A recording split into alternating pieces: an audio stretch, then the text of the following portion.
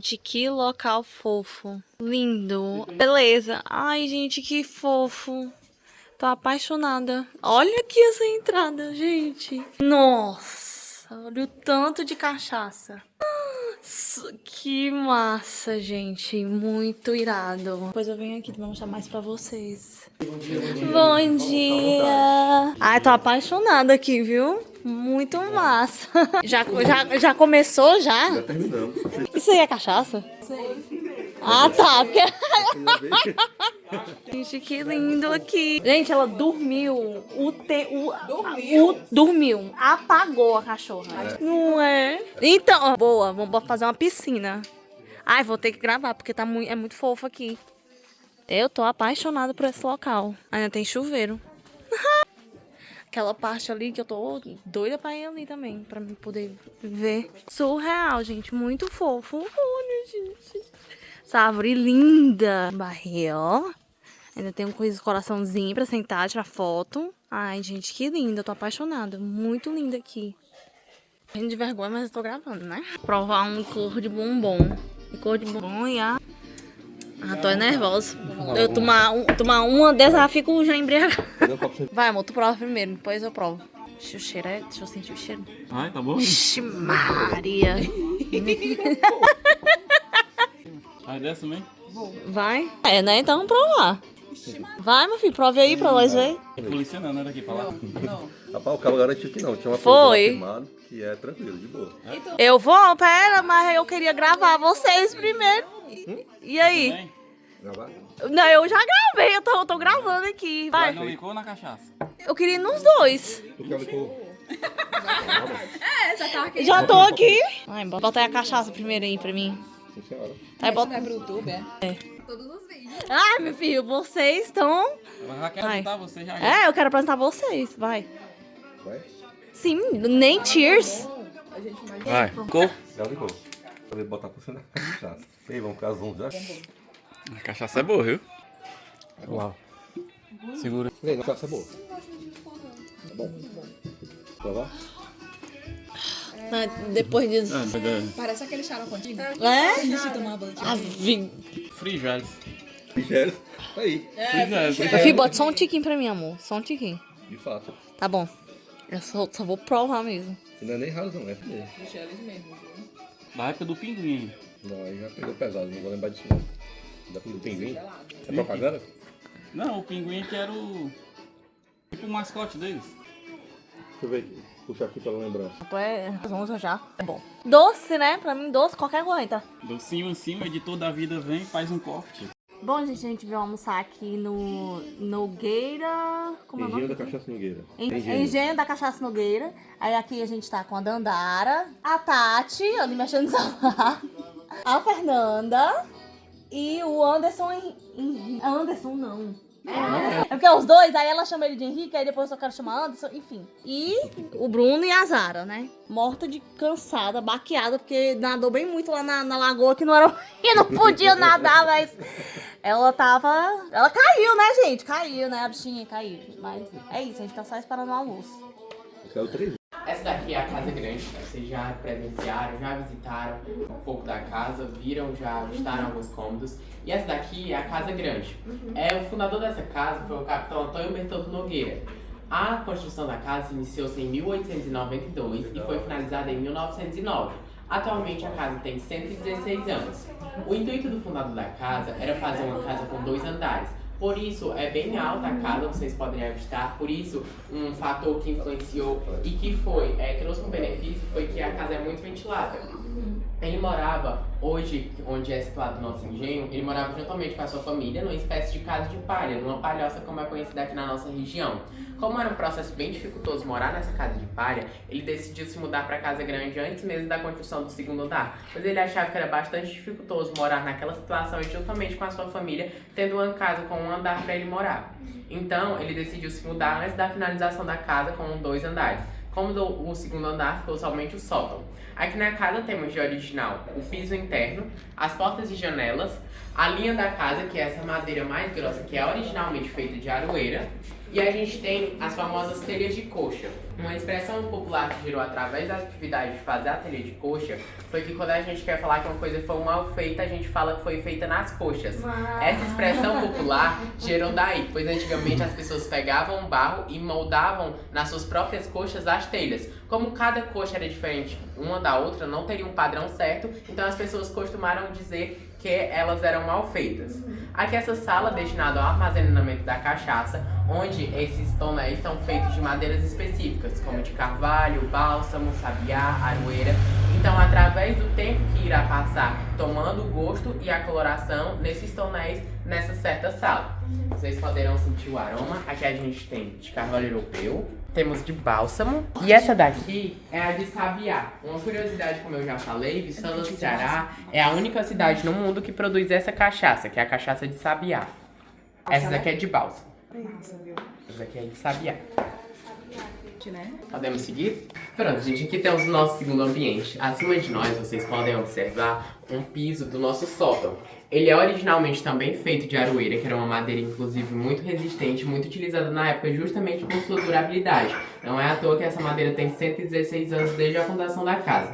Bom, naquele tempo, o sótão era um cômodo muito fundamental na casa, pois ele tinha suas determinadas funções, como guardar alguns alimentos, como carne, era carne seca no caso, né, que era muito utilizado naquela época, feijão, fava, arroz, mas também guardar alguns objetos dos proprietários e inclusive o seu caixão antes mesmo da sua morte. Outra expressão popular que gerou através dessa atividade de guardar o caixão no sótão é que quando a gente fala que uma pessoa não tem dinheiro, a gente fala que ela não tem nem onde cair morta.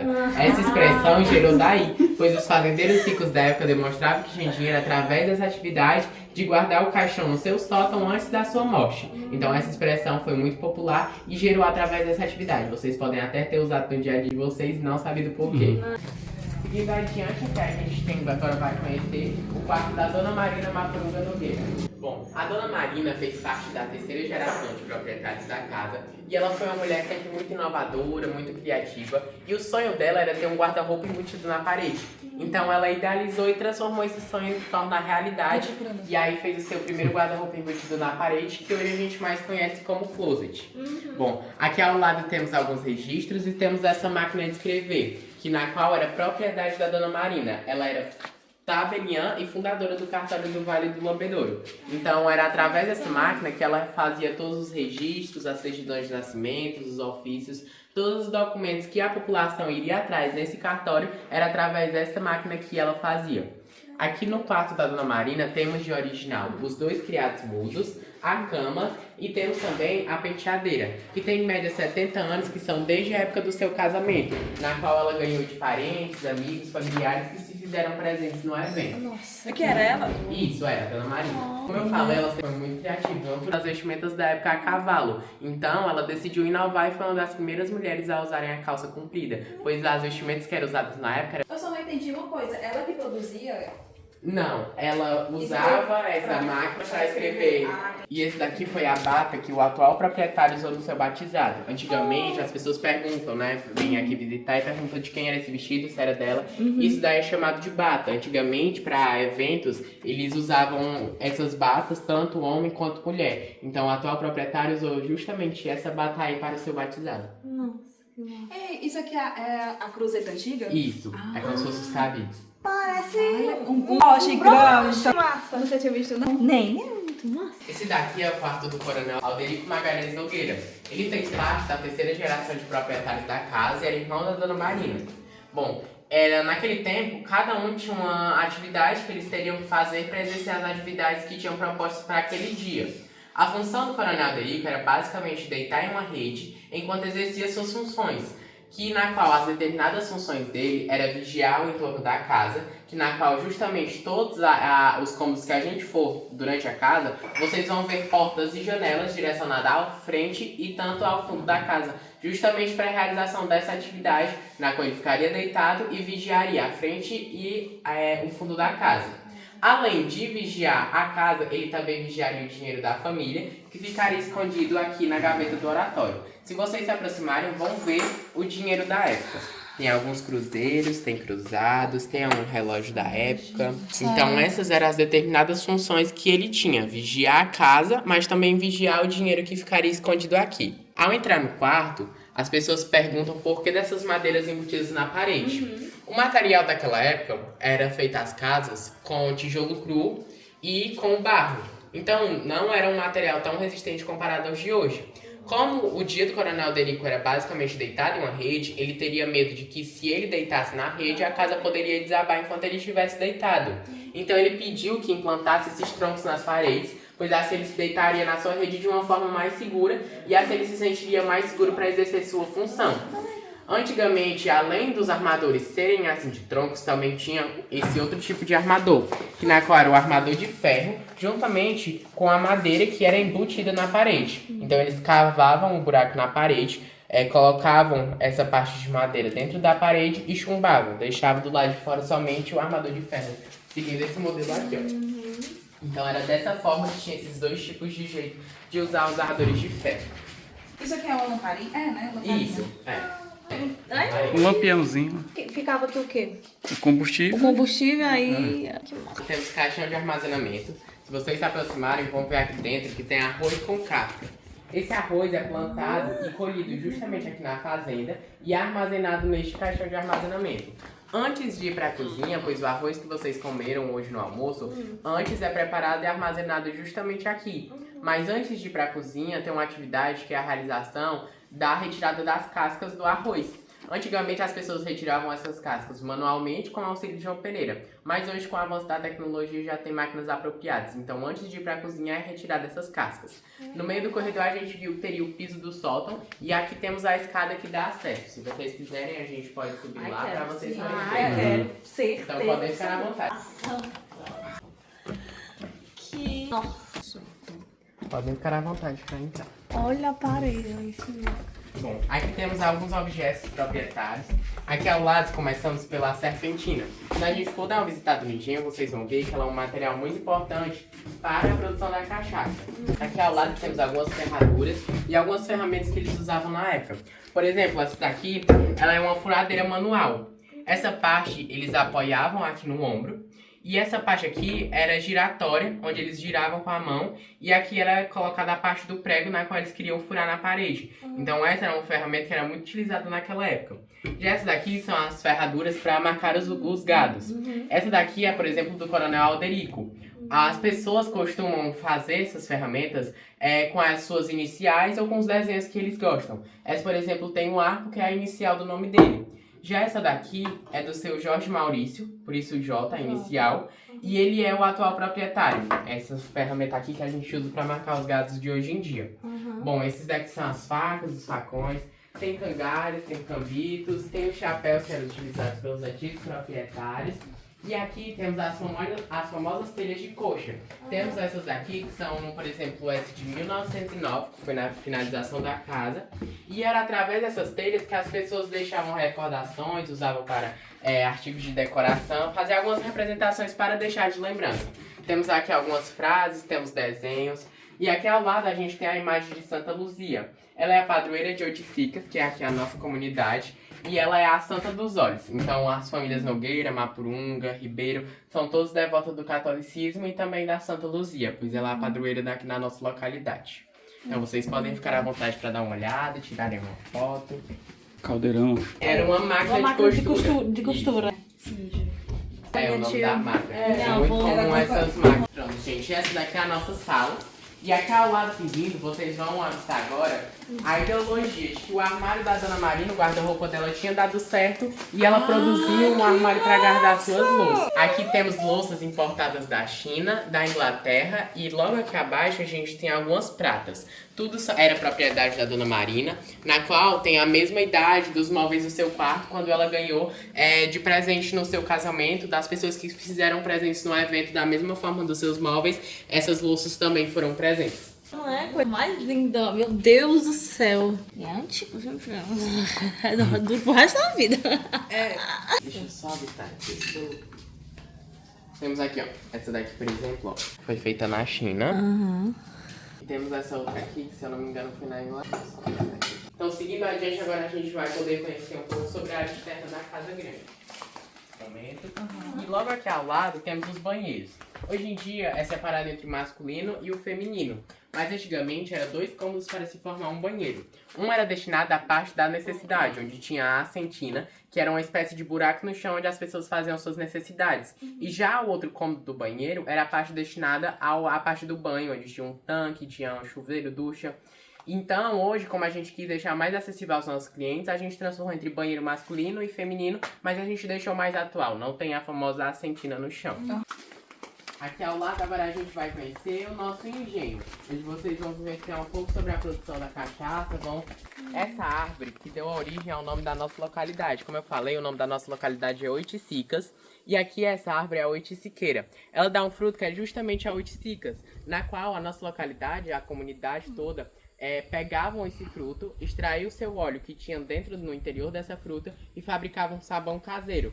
Era muito comum essa atividade, então as pessoas decidiram homenagear de certa forma esse fruto dessa árvore que é a oiticiqueiras e o fruto é a oiticicas para homenagear o nome da nossa localidade, pois aquela atividade era bastante comum. A primeira parte, que é chamada de moenda. A cana-de-açúcar, após ser colhida lá do canavial, ela é passada para essa primeira parte, onde diante dessas ferramentas a cana-de-açúcar vai ser meio que triturada e assim extraído o seu caldo. Após ser extraído o seu caldo, é passado por essas 2 partes aqui, que é a parte da destilação. Na parte que vai passar nessas 2 vasos de peneira, onde essas 2 vasos de peneira vão fazer o coamento, pois na cana-de-açúcar, nela já próprio da cana mesmo, há uns resíduos sólidos. Então vai passar através dessas 2 vasos de peneira e assim vai ficar a parte dos resíduos sólidos, os sujinhos que tem na própria caldo de cana, vai ficar dessas 2 vasos de peneiras passando para o próximo processo de uma forma, digamos que mais limpo. Então passou pela moagem, passa pela essa parte das 2 vasos de peneira e aí já passa pela de fermentação. Se vocês se aproximarem aqui dentro, vocês vão ver algumas caixas onde há dentro caldo de cana.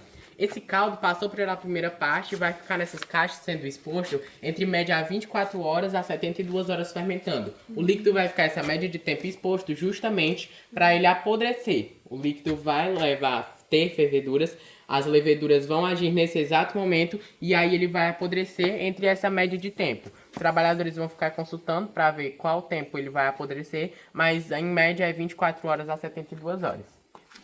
Passando adiante, após passar essa média de tempo apodrecendo, vai passar, onde por meio das tubulações vai passar o caldo depois dessa média de tempo já apodrecido, vai passar para esses 2 recipientes, onde cada um suporta até 200 litros de líquido cada. Então, vai ser feito um fogo logo aqui abaixo, por isso é bastante quente essa parte. O fogo é feito logo aqui abaixo, o líquido que está dentro vai ferver e vai passar a mais de 100 graus Celsius. Passando adiante, por meio das tubulações em forma de gás, passando do seu estado líquido para o estado gasoso. Então, vai passar por meio das tubulações para esses 2 recipientes pratas em forma de gás. Após, vai passar para esses 2 tanques que são cheios de água. Esses tanques tem na qual a serpentina, na qual eu mostrei para vocês lá. E agora é a parte que a gente vai conhecer porque ela exerce um papel tão fundamental na fabricação da cachaça. É esse instrumento que vai fazer a cachaça passar do seu estado gasoso para o estado líquido novamente, só que agora em forma de cachaça, pois o gás vai vir por meio das tubulações para esses recipientes pratas. Após vai passar por a serpentina. Junto com a densidade da água, ele vai baixar a temperatura cada vez mais, por isso ela é em formato de mola, pois enquanto o gás for vindo, vai batendo nas suas superfícies enquanto vai girando, junto com a densidade da água, vai baixar mais a densidade do gás, assim transformando novamente em líquido. Após isso, aqui já está saindo a parte da cachaça. Nisso, a gente tem 3 separações após esse processo. As pessoas acham que após sair por esse processo, já pode levar para os tonais engarrafar. Mas está errado porque a gente tem que fazer essas 3 separações. A primeira é a parte da cabeça, que é uns 40% da produção, não, tô mentindo, uns 15% da produção mais ou menos, os primeiros 2 litros que saem são a parte da cabeça, é a parte que contém mais teor de álcool. Então, o ser humano não pode ingerir, pois contém muito álcool, o teor de álcool é muito elevado, e aí a gente usa aqui no engenho, a gente destina para fazer álcool 70.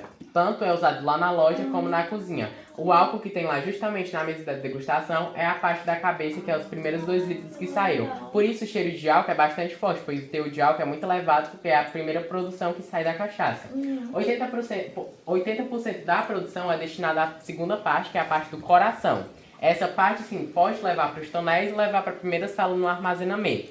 E aqui a gente tem 2% da produção são destinados à parte da cauda, que é os últimos resquícios que tem da produção, que aqui a gente no engenho a gente descarta. Com alguns estudos complexos, poderia transformar em adubo e levar para fortalecer o crescimento da cana no canavial. Mas aqui no engenho a gente descarta, pois é um valor muito mínimo, é 2% da produção. Então os 80% é levado para os tonéis e levado lá para o armazenamento naquela primeira sala. Então vai passar em média entre 1 ano a 3 anos lá, tomando a coloração e o gosto. As pessoas costumam perguntar por que essa diferença, né, de uma cachaça de pau d'arco, outra de jaqueira, outra temos também de sabiá. Essa dúvida é porque uma madeira é diferente uma da outra, na qual a cachaça que saiu aqui vai pro tonel, ela ainda tá sem gosto, ela sai aqui como se fosse a cachaça prata que a gente tem lá, do mesmo jeito que sai aqui a cachaça prata, pode levar para garrafa, já pode rotular e vender. Aquela parte é a cachaça prata, pois todas as cachaças saem transparentes. Vai tomar a coloração e o gosto da cachaça pela madeira que é produzido o tonel. Então eu fiz um tonel que é feito de jaqueira. Então o líquido saiu prata, saiu transparente, mas aí vai para dentro daquele tonel e vai tomar a coloração e o gosto daquele determinado tonel, que é a madeira que é produzida. Então essa dúvida tem, as pessoas costumam não saber, mas essa é a diferença de uma cachaça para outra. O tonel que tu fala é o mesmo que o barril? É, o barril, justamente, o barril, né? isso. É porque é chamado de tonel também, Aqui né? a gente chama de tonel. Apresentação, foi massa. Obrigada, viu? Obrigada, Tchau. Gustavo.